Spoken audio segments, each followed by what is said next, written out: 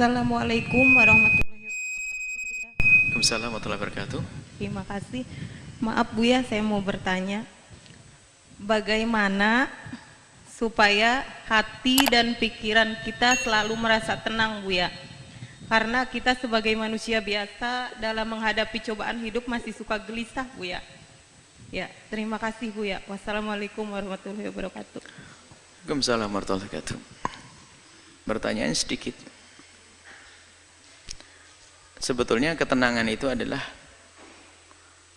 dia bicara bagaimana hati dan pikiran saya agar tenang. Tenangnya hati dan pikiran bukan dengan tenangnya jasad. Maka yang perlu ditata adalah pikiran dan hati. Bukan berarti ketenangan hati itu adalah karena banyaknya duit, bukan. Itu orang kaya juga gelisah kok kadang-kadang.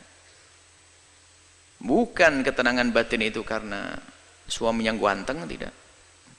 Atau istrinya cantik, bukan. Jadi memang ketenangan murni di dalam hati kita. Nah, tinggal sekarang itu bagaimana agar hati itu tenang. Jawabannya sederhana, hati dan pikiranmu kau sambungkan dengan apa dan siapa. Kalau hati dan pikiranmu engkau sambungkan dengan sesuatu yang bikin gelisah, ya gelisah.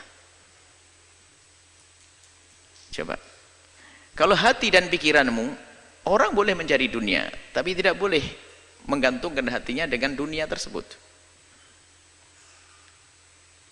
Sehingga kalau orang menggantungkan hatinya, mengikat hatinya dengan dunia, lihat, di saat tidak mendapatkannya dia gelisah. Di saat mendapatkannya hilang pun susah. Ada orang duitnya hilang tenang saja kok, ajib. Karena dia tidak mengikat hatinya dengan dunia tersebut. Maka dengan Allah lah itulah. Ketenangannya ada dengan Allah. Kalau sudah orang dengan Allah, duitnya hilang nggak susah, malah ngasih 1 miliar bangun pondok. Coba. Lah kok bisa ini?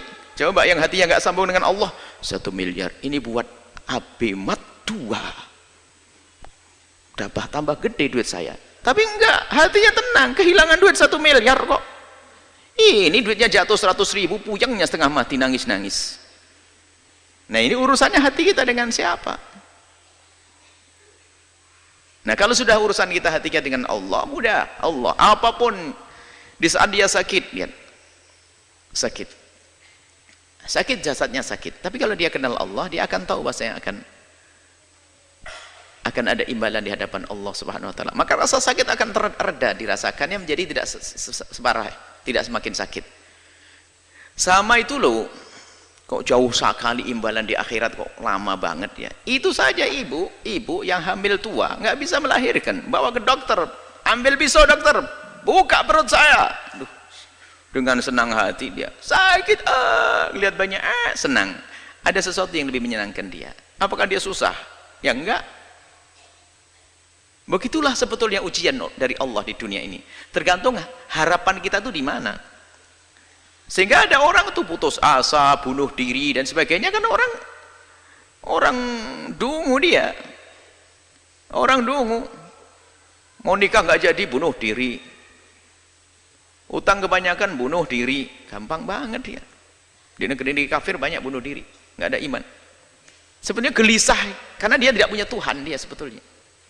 Kalau punya Allah, nah ini sekarang biasakan dengan Allah. Maka ala bidzikrillah tatma'innul qulub. Mengingat Allah menjadikan tenang hati. Bukan kegembiraanmu adalah dengan dibalik tumpukan harta. Coba kita melihat, kita menemukan orang di kampung-kampung sangat sederhana, gaji sehari untuk makan sehari, tapi no problem dia, hidupnya candaria dengan istri, ya Masya Allah. Suaminya berangkat dulu, nanti tak kirim sarapan Pak ya. Nggih, berangkat suaminya duluan kok belum datang, sambil nyangkul. Suami inti yang bawa rantang ngasih bungkus, pincuan begitu bawasan. Makan, Pak ya, nah pulang nanti bawa sayur suaminya, tatanya apa, dapat burung, dapat ikan sedikit, nggak pernah punya problem dia, kayak orang punya istana itu. Tapi yang rumahnya gede, mobil mewah itu belum tentu senang dia, karena urusan bukan dunia, gelisah. Kita pernah ngisi pengajiannya orang kaya, kayaknya gelisah semuanya. Mulai dari gelisah rumahnya, sertifikatnya di bank semuanya ada. Mulai gelisah kebanyakan duit, kok bisa gimana? Ini punya 2 perusahaan saja, saya sering ditinggal sama suami saya, sekarang membuka perusahaan di luar negeri Bu ya, bagaimana nasib saya nanti? Wah, tambah susah dia. Macam-macam orang, dan bingung nih manusia itu karena hatinya tidak dengan Allah. Maka ada bi dzikrillah tatma'innul qulub. Dengan banyak menyebut nama Allah, ingat Allah, akan menemukan ketentraman. Sehingga susah yang sesungguhnya adalah di saat dia jauh dari Allah. Kalau sudah jauh dari Allah, kecil pun jadi susah. Tapi kalau dengan Allah, bencana pun kayak apapun akan menjadi sebab dia senang. Karena ini dari Allah. Sehingga para solehin itu kalau diuji dengan kefakiran, selamat datang dengan syiarnya orang-orang besar. Kefakiran syiarnya orang-orang besar. Dia tidak menganggap sebuah kerendahan. Tapi lihat yang tidak punya iman, nasib sudah sholat tetap melarat, Tuhan tetap melarat. Kurang ajar sama Allah nih. Gimana bisa bahagia dengan Allah saja curiga begitu? Jangan Allah sudah nggak benar.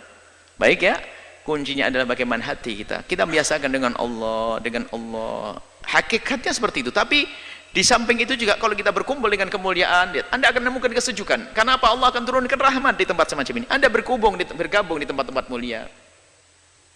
Biarpun secara zahir tidak langsung hiburan itu disajikan. Misalnya kalau orang ahli maksiat kan hiburannya adalah di tempat disko dan sebagainya, ketawa-ketawa. Ketawa sesaat itu susahnya panjang.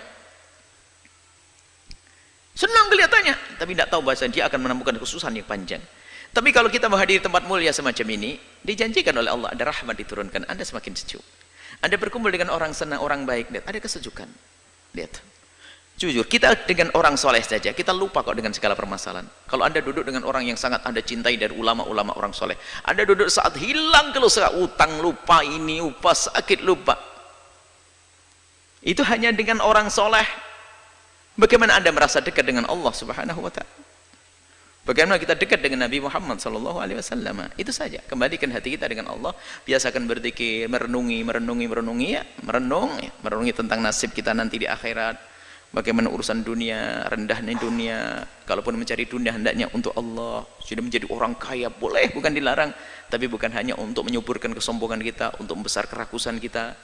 Kalau kita hanya mencari dunia hanya untuk dunia tersiksa, seperti diingatkan oleh Nabi, kalau ada orang hatinya itu rakus, dikasih lembah emas 1 minta 2, dikasih 2 minta 3, kasih ini. Dan unik, orang itu punya pabrik 6, itu pabriknya triliunan semuanya tuh. Itu kebakaran hancur 3, itu masih nangis nyungsep masuk rumah sakit. Bodoh banget dia, masih ada 3. 3-nya saja masih kaya raya dia. 3 perusahaannya masih berjalan, 3-nya runtuh, itu nyungsep dia masuk rumah sakit. Ya, kasihan benar tuh manusia. Semoga Allah menjaga hati kita, hati dengan Allah. Maka di saat Anda kaya yang sesungguhnya, Anda bisa menjadi fakir, Anda kaya dengan Allah. Indah. Allahu a'lam bishawab.